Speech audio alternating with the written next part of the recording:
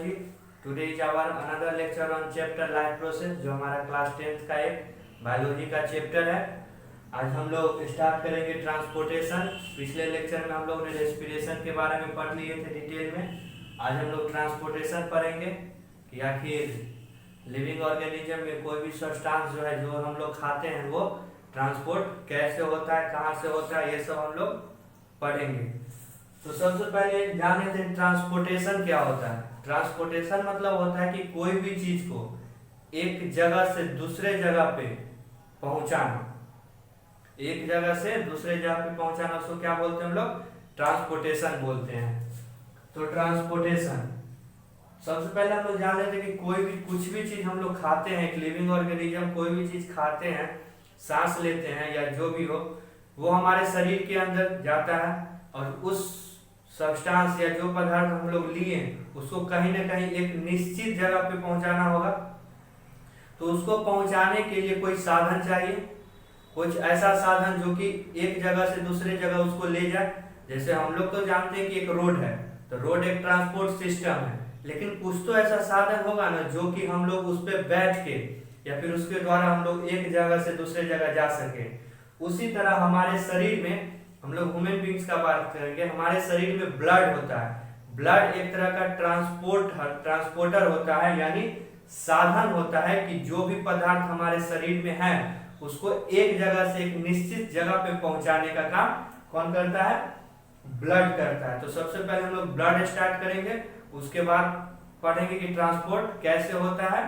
ठीक, तो सबसे पहले हम लोग ब्लड स्टार्ट करते हैं। Blood fluid connective tissue. Fluid मतलब तो हम लोग जानते हैं लिक्विड होता है, हम लोग जानते हैं कि ब्लड जो है लिक्विड होता है, लिक्विड फॉर्म में होता है। कनेक्टिव टिश्यू, ब्लड जो होता है एक हमारे शरीर का सबसे भास्ट, सबसे बड़ा कनेक्टिव टिश्यू क्या होता है? ब्लड ही होता है। वही हमारे शरीर को एक जगह से दूसरे जगह आपस में कनेक्ट किए हुए रहता है। तो एक क्वेश्चन आता है कि हमारे शरीर में सबसे बड़ा कनेक्टिव टिश्यू कौन है? तो ब्लड ही है। हमारे शरीर में हर जगह कुछ हो ना हो, लेकिन कोई भी टिश्यू अगर हमारे शरीर में है, ठीक, तो एक अस्थायी जगह पे, मान लीजिए कि हार्ट टिश्यू है, तो हार्ट टिश्यू सिर्फ हार्ट में ही होगा। लंग्स टिश्यू है तो लंग्स टिश्यू सिर्फ लंग्स में ही होगा। लेकिन ब्लड एक ऐसा टिश्यू है जो हमारे शरीर के हर एक पार्ट में है। तो इसीलिए हम लोग ब्लड को कनेक्टिव टिश्यू कहते हैं, क्योंकि ये एक टिश्यू से दूसरे टिश्यू को कनेक्ट रखता है, और क्योंकि ये फ्लूइड होता है इसलिए इसको फ्लूइड कनेक्टिव टिश्यू बोलते हैं।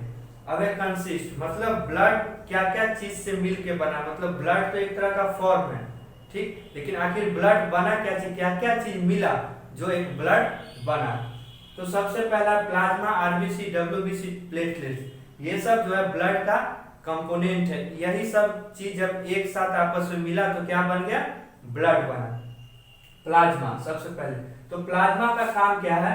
ये प्लाज्मा हमारे ब्लड जो होता है, हमारा ब्लड में जो ये चार कंपोनेंट में सबसे ज्यादा वाटरी कौन होता है? प्लाज्मा होता है। प्लाज्मा में मतलब आधा से ज्यादा वाटर प्रेजेंट होता है, उसके बाद ये सब सब्सटेंस प्रेजेंट होता है। तो प्लाज्मा का क्या है कि क्योंकि ये वाटरी है, यानी फ्लूइड मीडियम इसमें ज्यादा होता है, इसीलिए ये क्या करता है? ट्रांसपोर्ट करता है कोई भी चीज को। और इसमें क्या क्या ट्रांसपोर्ट होता है? गैस और फूड ट्रांसपोर्ट होता है। उसके बाद हमारा आता है आरबीसी। आरबीसी भी एक ब्लड का कंपोनेंट है, जिसका फुल फॉर्म है रेड ब्लड कॉर्पस्कल्स। इसका काम क्या है कि ये ऑक्सीजन को कैरी करता है। ऑक्सीजन को ये इसलिए कैरी करता है क्योंकि इसके पास हेमोग्लोबिन होता है, और हेमोग्लोबिन जो होता है वो पिगमेंट होता है, रेस्पिरेटरी पिगमेंट होता है। तो हम लोग जानते हैं कि हमारे शरीर को ऑक्सीजन का जरूरी होता है, और क्योंकि ये ब्लड में प्रेजेंट होता है हेमोग्लोबिन, तो ये क्या करता है? ऑक्सीजन को अपने तरफ बाइंड कर लेता है। इसीलिए आरबीसी में हेमोग्लोबिन होता है और आरबीसी कहाँ होता है? ब्लड में होता है। इसीलिए ये क्या चीज को कैरी करता है? ऑक्सीजन को कैरी करता है। उसके बाद है डब्ल्यूबीसी। डब्ल्यूबीसी एक तरह का हमारे शरीर में बॉडी बिल्डर है। बॉडी बिल्डर क्या करता है? कोई भी आदमी के पास बॉडी बिल्डर होता है, वो क्या काम करता है? उसको किसी और से प्रोटेक्ट करता है। उसी तरह डब्ल्यूबीसी जो है हमारे शरीर का एक तरह का फाइट करने वाला एक कंपोनेंट है, जो कि कोई भी चीज हमारे शरीर में बाहर से आए, जो कि हमारे शरीर को इन्फेक्ट कर सके, उससे ये लड़ता है। जिसको हम लोग बाहर से जो भी चीज आता है जो हमारे शरीर के लिए हानिकारक है, उसको हम लोग क्या कहते हैं? एंटीजन बोलते हैं। इसीलिए WBC का क्या इसका फुल फॉर्म होता है व्हाइट ब्लड कॉर्पस्कल्स, और इसका काम क्या चीज है कि ये बाहरी चीज से यानी एंटीजन से लड़ने में मदद करता है ताकि हमारा शरीर हेल्दी रहे। उसका प्लेटलेट्स जो होता है हमारे शरीर को इम्यूनिटी प्रोवाइड करता है। ये तो इससे लड़ लेगा, लेकिन कोई भी छोटा छोटा चीज जो होता है, मान लीजिए कहीं कट फट गया, ठीक, तो कट फट गया तो उसको फिर से पहले जैसा होने के लिए इम्यूनिटी चाहिए। हम लोग जानते हैं कि हमारे शरीर में इम्यूनिटी अच्छा खासा रहेगा तो हम लोग बीमारी से लड़ लेंगे। तो प्लेटलेट्स क्या चीज होता है कि इम्यूनिटी प्रोवाइड करता है, और कहीं भी चीज कट फट जाता है तो वहां पे ब्लड आने लगता है, तो वही ब्लीडिंग को रोकने में भी प्लेटलेट्स का मदद करता है। प्लेटलेट्स भी मदद करता है। अगर हमारे शरीर में प्लेटलेट्स कम हो गया तो क्या होगा कि तरह तरह का बीमारी होने लगेगा, क्योंकि हमारे शरीर में ब्लड में प्लेटलेट्स कम है, और प्लेटलेट्स क्या देता है हम लोग को इम्यूनिटी देता है। हम जानते हैं कि हम लोग जहाँ रहते हैं वहाँ के आसपास में बहुत सारा चीज खराब चीज होता है जो हमारे शरीर को इन्फेक्ट कर देता है, लेकिन फिर भी हम लोग हेल्दी रहते हैं क्योंकि हमारे शरीर में प्लेटलेट्स का मात्रा अच्छा खासा है जो कि हमारे शरीर को इम्यूनिटी देता है। आगे है लिम्फ भी एक टिश्यू फ्लूइड है। ये जो होता है कलरलेस होता है और वाटरी फ्लूइड होता है और लेस प्रोटीन। इसमें कलरलेस, इसका कोई कलर नहीं होता है, वाटरी होता है मतलब ये भी लिक्विड टाइप का ही होता है, और इसमें लेस प्रोटीन होता है। इसका काम क्या चीज है कि अगर हमारे टिश्यू में वाटर का मात्रा ज्यादा हो गया, मान लीजिए कि हमारे टिश्यू में 100% वाटर गया, ठीक, और मान लीजिए कि 80% ही वाटर बैक हो पाया और 20% मात्र बच गया, तो हम लोग जानते हैं कि पहले से हमारे टिश्यू में वाटर नहीं था, बाहर से वो वाटर गया है और 80% ही बैक हुआ है, 20% तो रह गया।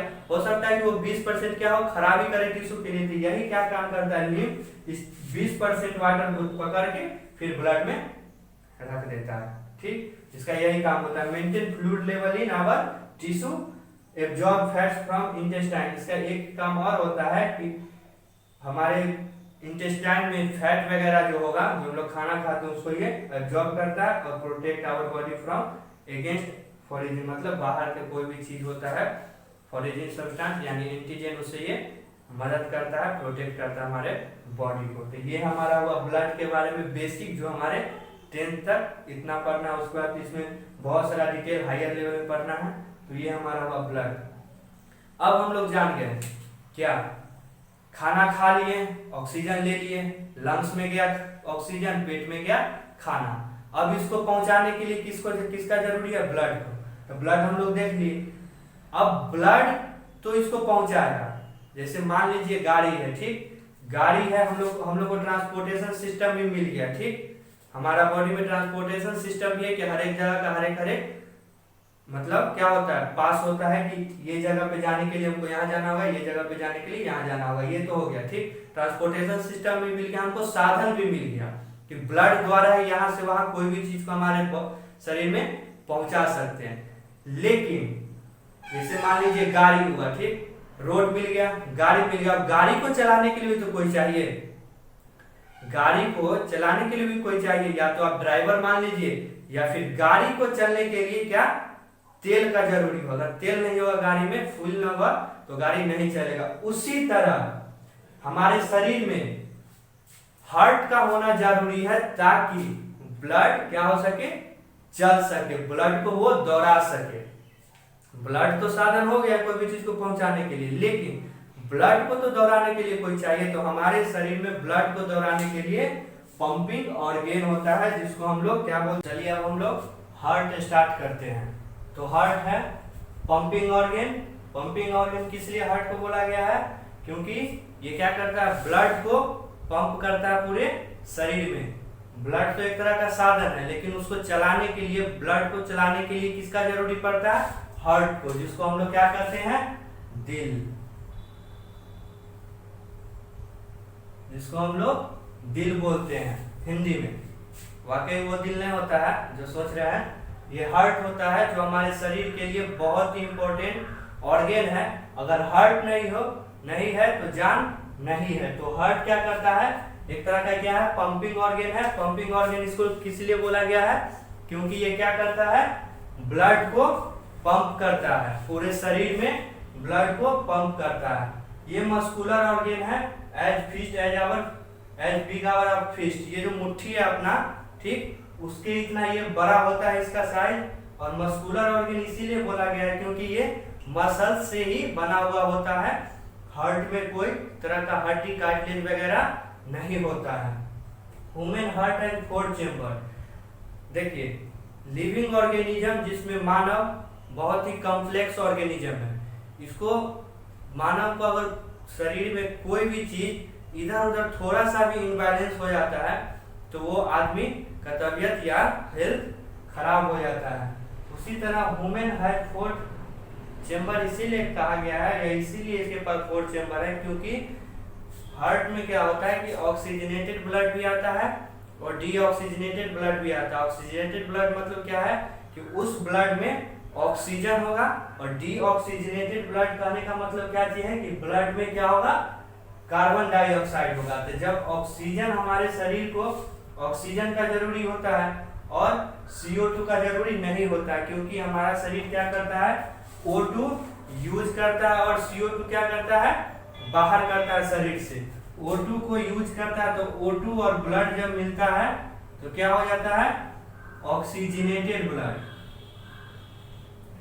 Oxygenated blood. और CO2 और ब्लड होता है तो डीऑक्सीजनेटेड ब्लड, डीऑक्सीजनेटेड ब्लड। तो ऑक्सीजनेटेड ब्लड कहने का मतलब क्या है कि ब्लड, वैसा ब्लड जिसमें ऑक्सीजन का मात्रा हो, और डीऑक्सीजनेटेड ब्लड कहने का मतलब क्या है, जिसमें क्या हो, CO2 का मात्रा हो। तो हमारे शरीर में, हमारे हार्ट में 4 चेंबर इसीलिए होता है क्योंकि ये ऑक्सीजनेटेड ब्लड और डीऑक्सीजनेटेड ब्लड को क्या करता है, सेपरेट करता है। अगर 4 चेंबर हमारे ब्लड हार्ट में नहीं होता तो क्या होता है कि ऑक्सीजनेटेड ब्लड और डीऑक्सीजनेटेड ब्लड आपस में मिक्स हो जाता है। तो मिक्स होने के कारण क्या होता कि हमारे शरीर में से ना तो CO2 सफिशिएंट अमाउंट में बाहर निकल पाता और ना तो O2 जो है ऑक्सीजन हमारे शरीर को सफिशिएंट अमाउंट में मिल पाता। इसीलिए क्या होता है कि हमारा हार्ट का जो बनावटी है वो 4 चेंबर में है, और इस तरह का बनावटी है कि ऑक्सीजनेटेड ब्लड और डीऑक्सीजनेटेड ब्लड जो है आपस में सेपरेट हो जाता है और दोनों अपना अपना अलग काम करता है।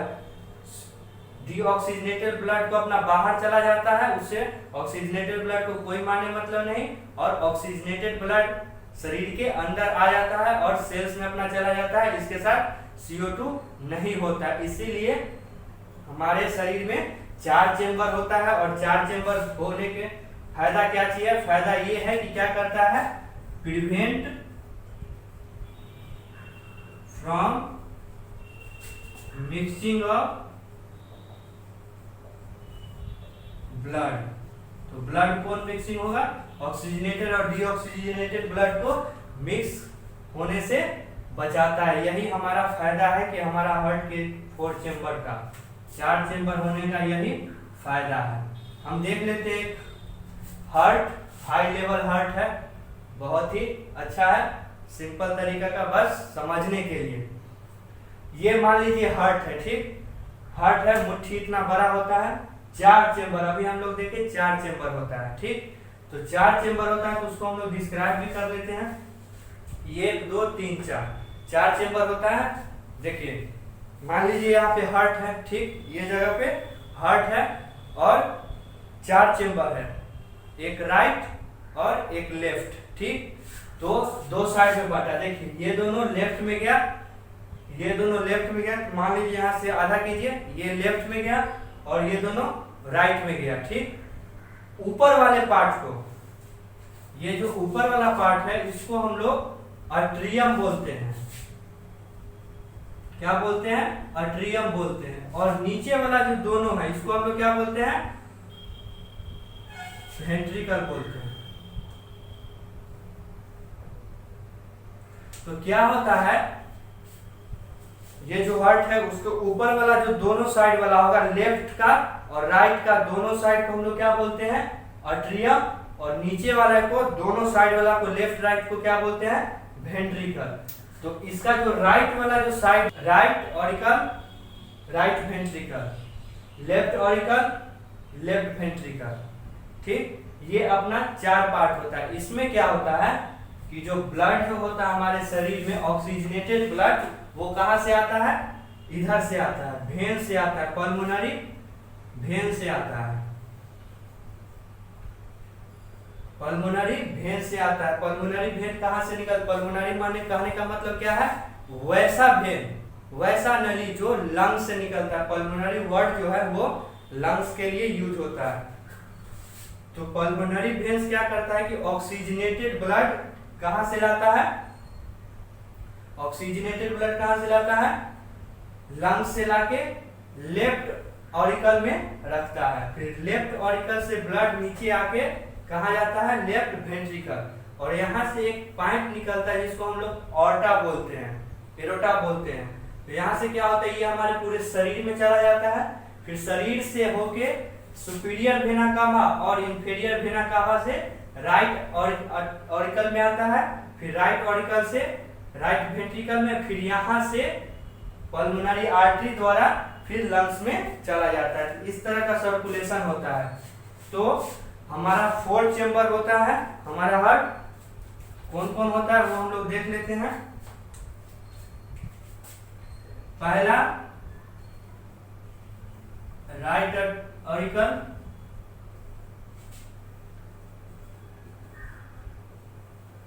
राइट वेंट्रिकल,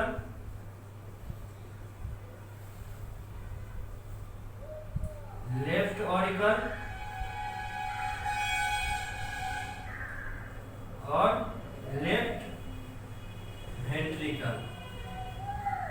ये हमारा 4 पार्ट होता है। इसमें याद करने वाला एक बहुत ही इंपॉर्टेंट पॉइंट ये है कि राइट ऑरिकल और राइट वेंट्रिकल जो होता है ना, वो हमेशा डीऑक्सीजनेटेड ब्लड कैरी करता है। इधर वाला जो पार्ट है ना, ये हमेशा डीऑक्सीजनेटेड ब्लड कैरी करता है। और लेफ्ट वेंट्रिकल, इधर जो लेफ्ट वाला जो पार्ट है हार्ट का लेफ्ट वाला पार्ट हमेशा ऑक्सीजनेटेड ब्लड कैरी करता है, और राइट वाला पार्ट जो है हमेशा क्या चीज, डीऑक्सीजनेटेड ब्लड कैरी करता है। तो ये हमारा हार्ट का बाहरी स्ट्रक्चर और थोड़ा सा बेसिक है। अगले लेक्चर में हम लोग हार्ट में जो ब्लड किस तरह हार्ट में आता है, किस तरह ब्लड से बाहर जाता है, और सर्कुलेशन ब्लड में क्या है, ये सब हम लोग अगले लेक्चर में पढ़ेंगे। तब तक आप लोग इसको अच्छे तरह से रिवीजन कीजिए।